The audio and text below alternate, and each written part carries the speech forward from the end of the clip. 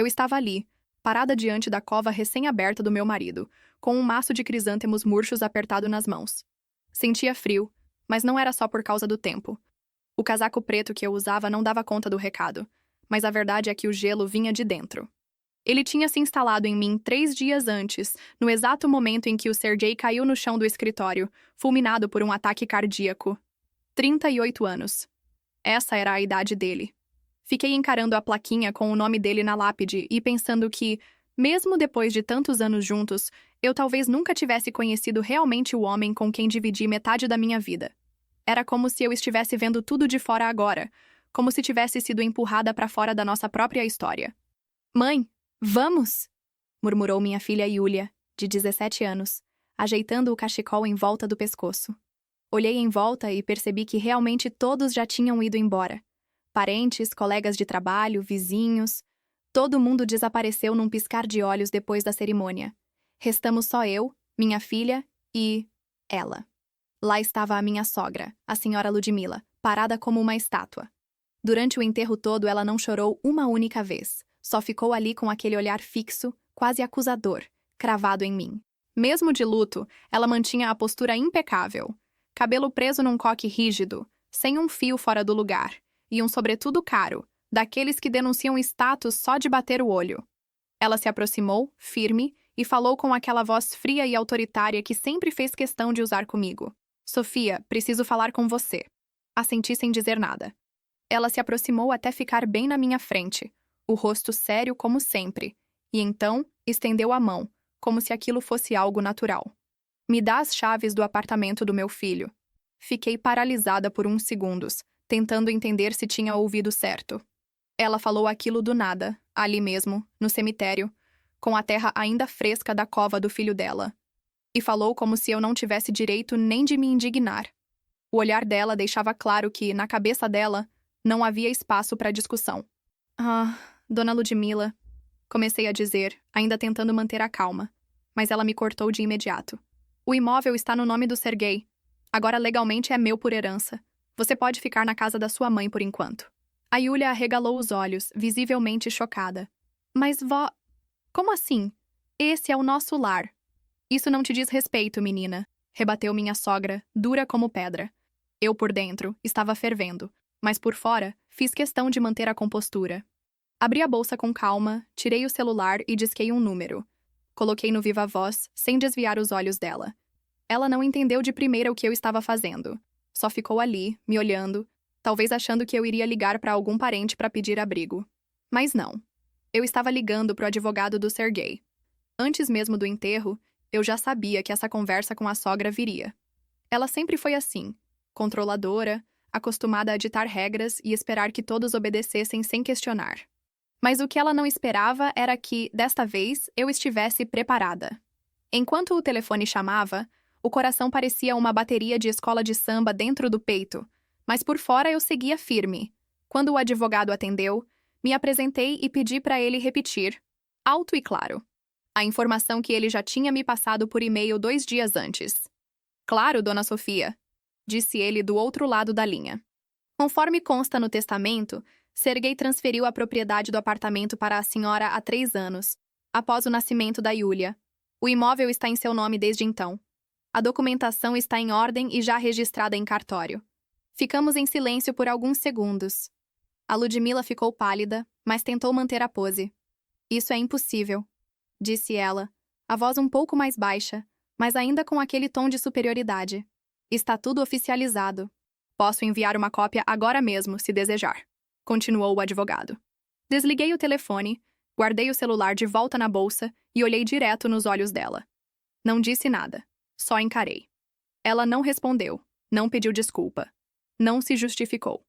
Só ficou ali, parada, por alguns segundos, depois virou as costas e foi embora como se nada tivesse acontecido.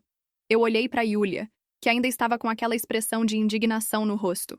Peguei a mão dela e a gente começou a andar em silêncio pelo caminho de saída do cemitério.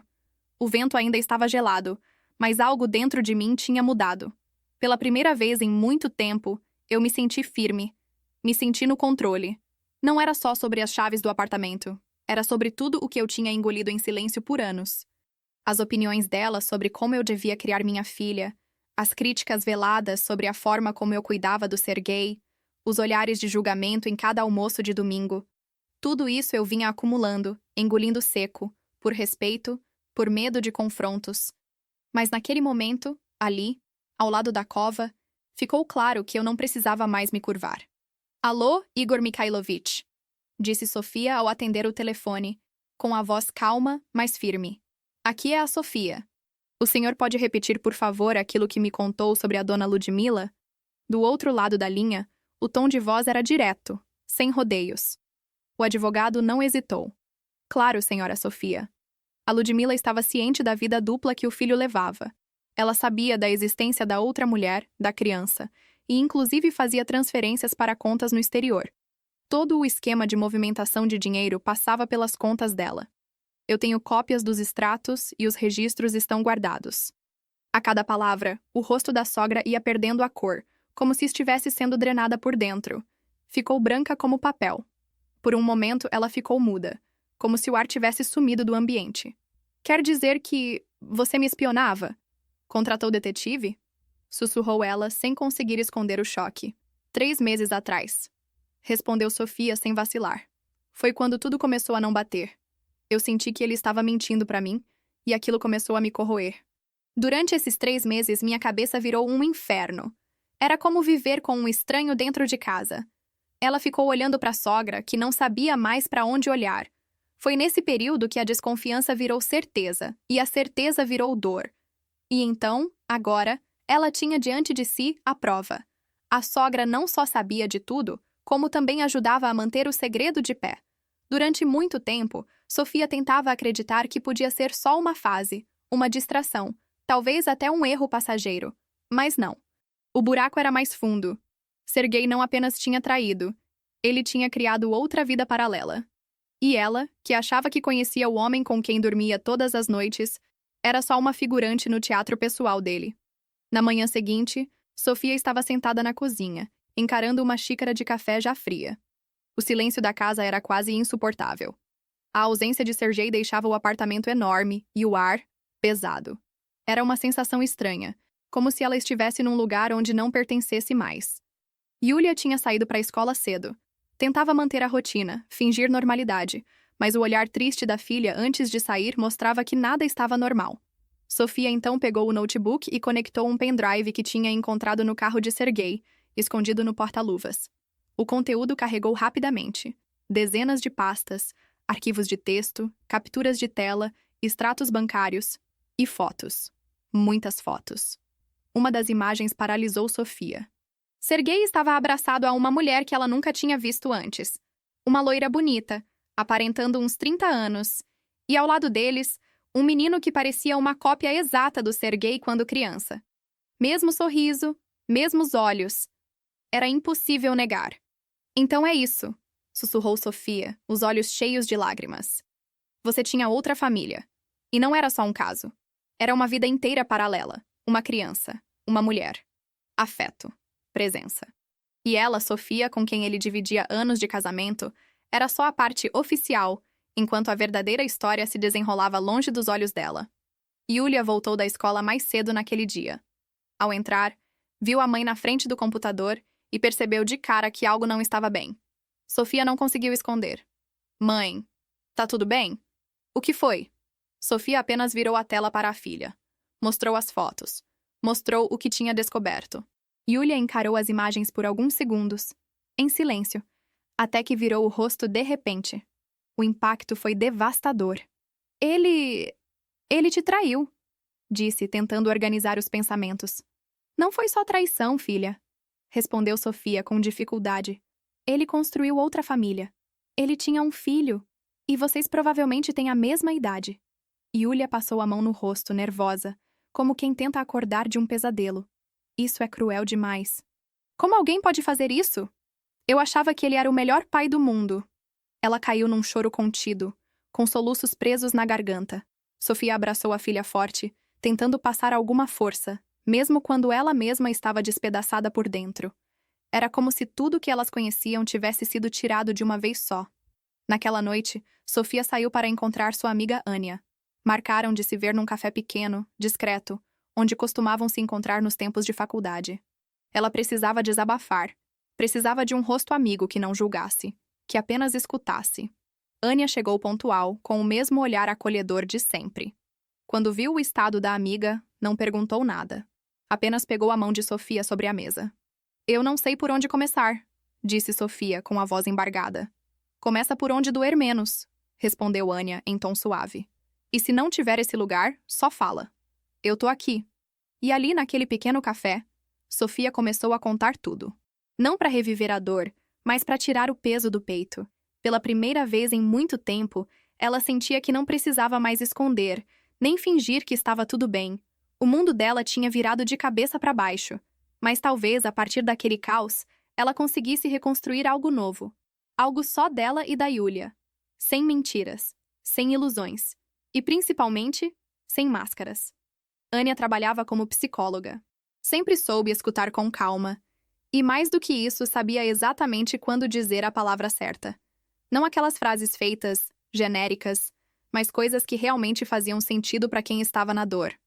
Anya, eu juro que eu nem sei mais o que fazer da minha vida, confessei, me sentindo completamente perdida. Eu descobri que o Sergei tinha outra família, outra vida inteira, longe da gente. Ela ficou em silêncio por alguns segundos, segurando minha mão por cima da mesa, e respondeu com aquela serenidade que era só dela. Sofia, você não pode carregar a culpa pelas escolhas que ele fez. Isso tudo foi uma decisão dele. E agora a questão mais importante é: o que você vai fazer com tudo isso? Como você vai seguir daqui pra frente? Eu respirei fundo, mas a resposta saiu quase sem pensar. Acho que preciso conversar com ela, com a outra mulher. Eu preciso entender. Anya me olhou com aquele olhar que mistura preocupação com cuidado. Você tem certeza? Isso pode te machucar ainda mais. Eu sei. Mas não consigo seguir sem ouvir dela. Sem saber o que ela sabia. Preciso da verdade completa. 2 dias depois, lá estava eu, parada diante de um prédio simples de 5 andares, num bairro afastado da cidade. Era o endereço que estava salvo em uma das mensagens do Sergei. Um lugar que, até então, parecia não ter nada a ver com a vida que eu conhecia dele. Subi os degraus com o coração disparado. Cada passo era um conflito interno entre o medo e a necessidade. Toquei a campainha com as mãos suando. A porta se abriu devagar. Do outro lado, uma mulher de aparência cansada me olhou como se já soubesse quem eu era. Era bonita, tinha um rosto delicado, mas estava visivelmente desgastada. Você é a Sofia, né? Perguntou ela com a voz baixa. Eu sabia que você viria. Senti que esse dia chegaria. O nome dela era Cristina. Me convidou para entrar sem cerimônia, como se já tivesse ensaiado aquele momento 1000 vezes. O apartamento era pequeno, simples, mas tinha uma energia que doía em mim.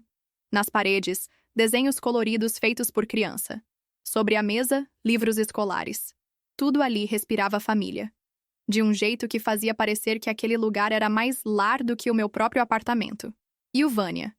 Perguntei, tentando disfarçar a tremedeira na voz. Ele tá na escola. Ainda não contei pra ele. Sobre o pai. Não sei nem como começar. Sentamos uma de frente pra outra.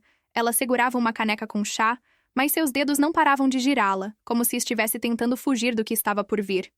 Ele sempre me dizia que ia se separar de você quando a Yulia ficasse mais velha, murmurou Cristina sem conseguir me encarar. Me prometeu que a gente ia viver juntos, como uma família de verdade. E eu acreditei. Eu achava que tínhamos algo verdadeiro. Soltei uma risada amarga, daquelas que doem mais do que qualquer choro. Quantos anos vocês estavam juntos? 8? O Vânia tem 7. Senti um aperto no peito. 8 anos. Enquanto eu estava em casa criando a Yulia, acreditando que meu casamento era firme, ele estava construindo outra vida. Outro lar. Outro mundo. E ninguém nunca me disse nada. Então você sabia da minha existência? Perguntei. Cristina abaixou os olhos, envergonhada. Sabia, sim. Ele me contou que vocês estavam apenas dividindo o mesmo teto, que entre vocês não havia mais amor, nem convivência de verdade. Disse que era só questão de tempo até se separar de vez. Era revoltante ouvir aquilo, mas também era como montar as peças de um quebra-cabeça doloroso. Sergei mentia para nós duas. De formas diferentes, com palavras adaptadas, mas a essência era a mesma. Ele manipulava. Ele fez ela acreditar que eu era uma ex que insistia em continuar morando com ele. E fez eu acreditar que passava mais tempo no trabalho por conta de demandas, estresse, reuniões intermináveis. No fundo, passava era com eles. Com ela. Com o filho. Ficamos em silêncio por um tempo. Não havia o que dizer que amenizasse aquilo. Não havia lógica, nem explicação que justificasse tanta covardia. Duas mulheres, enganadas por um mesmo homem, vivendo em realidades paralelas sem saber. Cristina estava com os olhos marejados. Eu sinto muito, Sofia. Não por ele. Por mim, por você, pelas crianças, fomos todas vítimas das escolhas dele. Eu só balancei a cabeça. Era difícil colocar em palavras o que se passava por dentro. Aquela conversa não curou nada, mas foi como acender uma luz num cômodo escuro. Doeu. Mas também me libertou. Saber que eu não estava louca, que minha intuição estava certa, que o que eu suspeitava era real, me deu uma espécie de força estranha. Não era raiva. Era clareza. Naquele dia, ao sair do apartamento de Cristina, voltei para casa com uma certeza. Eu não podia mudar o passado, nem apagar o que Serguei fez. Mas eu podia sim decidir que tipo de vida queria construir a partir dali. Uma vida onde eu soubesse exatamente quem sou. Onde ninguém mentisse para mim. Onde minha filha crescesse com verdades, mesmo que difíceis. Cheguei em casa e abracei a Yulia forte. Ela não disse nada, mas sabia. Sabia que de alguma forma eu tinha virado uma página. E naquele abraço, começava um novo capítulo. Nesse instante, o som da chave girando na porta interrompeu o silêncio tenso do apartamento. Um garotinho entrou correndo pela sala, com a mesma expressão sapeca de Sergei e aqueles olhos escuros que pareciam enxergar tudo. Era o Vânia. Ele olhou para mim confuso e perguntou com naturalidade. Mãe, quem é essa moça? Cristina me lançou um olhar nervoso, como se não tivesse se preparado para aquele momento. Essa é a Sofia, meu bem. Ela conhecia o seu pai. O menino franziu a testa. E o papai? Por que ele não veio mais aqui? O peso daquela pergunta caiu no ar como uma pedra. O silêncio que se seguiu foi sufocante. Eu senti um aperto no peito. Ele realmente não sabia de nada. Cristina respirou fundo e chamou o filho com a voz embargada. Vânia, vem cá. Senta aqui do meu lado. Preciso te contar uma coisa importante. O menino obedeceu sem entender muito. Cristina colocou a mão sobre as dele. E, com muito cuidado, contou que o pai havia morrido. Vânia não chorou alto. Ele só abaixou a cabeça e deixou as lágrimas rolarem quietas, de um jeito adulto demais para alguém tão pequeno. A dor que senti naquele momento foi diferente. Não era a minha, era a dele. Um menino que nem fazia ideia da confusão que o pai tinha deixado para trás, que nunca saberia exatamente quem Serguei foi de verdade. Eu só pensava em como proteger aquela criança da sombra que aquele homem havia deixado sobre todos nós. Uma semana depois, Ludmila apareceu na minha casa. Estava diferente, abatida. Os cabelos antes tão bem arrumados agora estavam mais soltos, com fios brancos evidentes. Parecia ter envelhecido 10 anos em 7 dias. Preciso ver meu neto, disse ela direto, sem rodeios. Fiquei em silêncio por um momento. Perdão. Qual neto exatamente? Ela me encarou com frieza. Mas eu vi que por trás daquela expressão firme havia um cansaço profundo. Não se faça de boba, Sofia. Eu sei sobre o Vânia. Abri a porta para ela entrar. Apontei para a mesa da sala, onde estavam espalhados todos os papéis do detetive.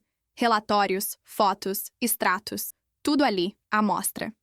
A senhora ajudou o Serguei a movimentar dinheiro sujo. Está tudo documentado. As contas, os depósitos, as assinaturas. Ela arregalou os olhos, como se só naquele instante tivesse compreendido o tamanho do buraco em que o filho a tinha metido. Eu achei que ele só estava tocando os negócios dele. Juro que não sabia da metade disso. Por favor, não minta, interrompi. A senhora sabia sim. Talvez não os detalhes, mas sabia que tinha sujeira ali. E escolheu fechar os olhos. Ludmila desabou no sofá, sem forças. Sim, eu sabia.